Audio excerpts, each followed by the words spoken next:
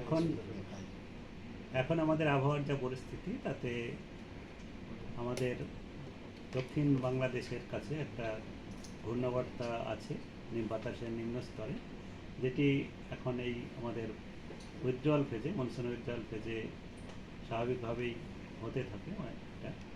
এর প্রভাবে আমাদের দক্ষিণবঙ্গের জেলাগুলোতে, মূলত আমাদের উপকূলবর্তী জেলা উত্তর দক্ষিণ 24 পরগনা, কলকাতা, হাওড়া, হুগলি, পূর্ব পশ্চিম মেদিনীপুর এবং তার সঙ্গে সংলগ্ন নদিয়া এবং উপরের দিকে মুর্শিদাবাদেও আজকে কিছুটা আমাদের সম্ভাবনা রয়েছে। তা মূলত এটা বজ্রবিদ্যুৎ সহ বৃষ্টিপাতের সম্ভাবনাই থাকছে।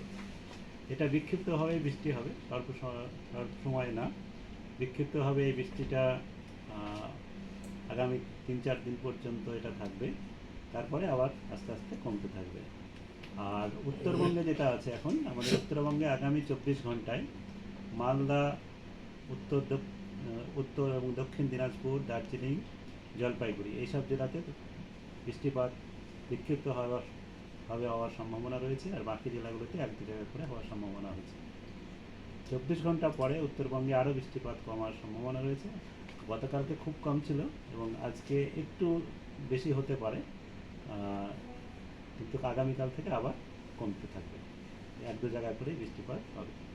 আর কলকাতা তার পার্শ্ববর্তী অঞ্চলের জন্য যেটা বলা হয়েছে, সেটা কলকাতা পার্শ্ববর্তী অঞ্চলে আগামী 2-3 দিনেই, আজকে এবং কালকে একটু সম্ভাবনা কম, কিন্তু পরশু দিন আবার সম্ভাবনা আছে বজ্রবিদ্যুৎ সহ বৃষ্টিপাত 1-2 পশলা হওয়ার সম্ভাবনা রয়েছে। এটা মাঝারি থেকে হালকা থেকে মাঝারির মধ্যেই থাকার সম্ভাবনা।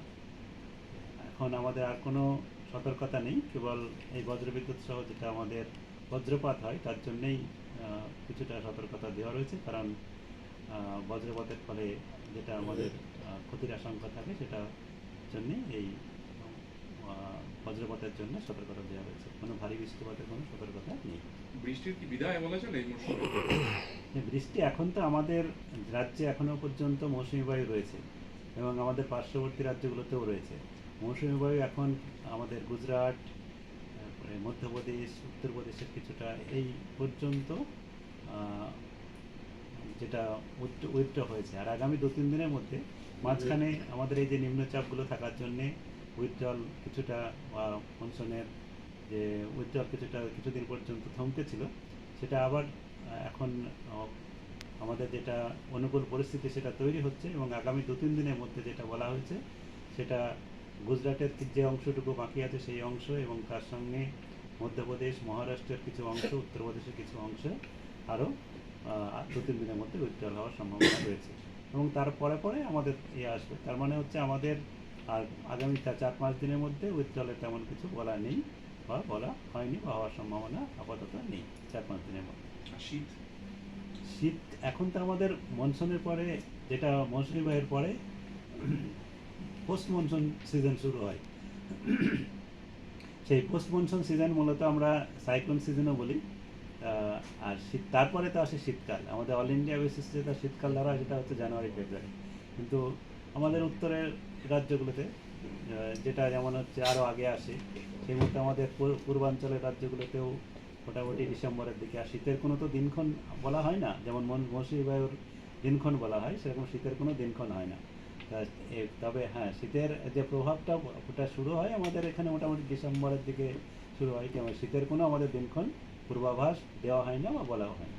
টেম্পারেচার একটু লেস হতে পারে। হ্যাঁ, তাপমাত্রা যেটা এখন আমাদের যেহেতু তাপমাত্রা যেটা স্বাভাবিক তাপমাত্রা যেটা থাকে সেটাই থাকবে। আর আজকে যেমন একটু কম থাকার মেঘলা আকাশের জন্যে একটু কম থাকবে, কিন্তু আগামী কয়েকদিনে আবার তাপমাত্রা স্বাভাবিকই থাকবে। আর তাপমাত্রা যেটা গ্রীষ্মকালে যে তাপমাত্রা হয়, কারণ হচ্ছে দিনের বেশিরভাগ দিনের সময়টা বেশি থাকে, রাতের সময়টা কম থাকে। তাপমাত্রা কেন বাড়ে? তাপমাত্রা যে বাড়ে হচ্ছে আপনার দিনের সময় বেশি থাকলে তখন আমাদের সূর্য কিরণের পরিমাণ, যে ভূপৃষ্ঠে সূর্য কিরণের পরিমাণ বেশি হয়, আর ভূপৃষ্ঠ থেকে তারপরে ভূপৃষ্ঠের তাপমাত্রা বাড়তে থাকে, তার জন্যই তাপমাত্রা বাড়ে। আর রাত্রেবেলায় আবার ভূপৃষ্ঠ ঠান্ডা হয়, সেই ঠান্ডা হওয়ার সময়টা যদি কম থাকে আর গরম হওয়ার সময়টা যদি বেশি থাকে, তাহলে আপনার অবশ্যই গ্রীষ্মকালে আমরা বেশি গরম অনুভূত করি। এবার যখন অক্টোবর নভেম্বর যখন চলে আস্তে আস্তে যখন আমাদের দিনের দৈর্ঘ্যটা কমতে থাকছে, রাতের দৈর্ঘ্যটা দিনের দৈর্ঘ্যটা কমতে থাকছে, রাতের দৈর্ঘ্যটা বাড়তে থাকছে, সেক্ষেত্রে ঠান্ডা হওয়ার সময়টা বেশি হচ্ছে, তার জন্যই তাপমাত্রা থাকে। সেটা আপনার সেটা স্বাভাবিক নিয়মেই, সেটা হচ্ছে আপনার কোনো এইবার কোনো ওয়েদার সিস্টেম থাকলে তখন আবার তাপমাত্রা, যেমন আমাদের যদি কোনো মেঘলা আকাশ থাকে সেদিন তাপমাত্রা কম থাকবে, দিনের তাপমাত্রা রাতের তাপমাত্রা একটু বেশি হবে, কারণ রাত্রেবেলা যদি মেঘলা থাকে তাহলে আবার যে ভূপৃষ্ঠ থেকে যে সূর্য তাপের ক্ষেত্রে যে হিট তাপশক্তি যেটা ছিল সেটা চলে যেতে ভূপৃষ্ঠের বাইরে চলে যেতে পারে না, মেঘলা আকাশের জন্য আমাদের অ্যাটমসফিয়ারেই থেকে যায়, তার জন্য তাপমাত্রা রাতের তাপমাত্রা কমতে পারে না, সেদিনে মেঘলা আকাশ থাকলে রাতের তাপমাত্রা কম থাকে।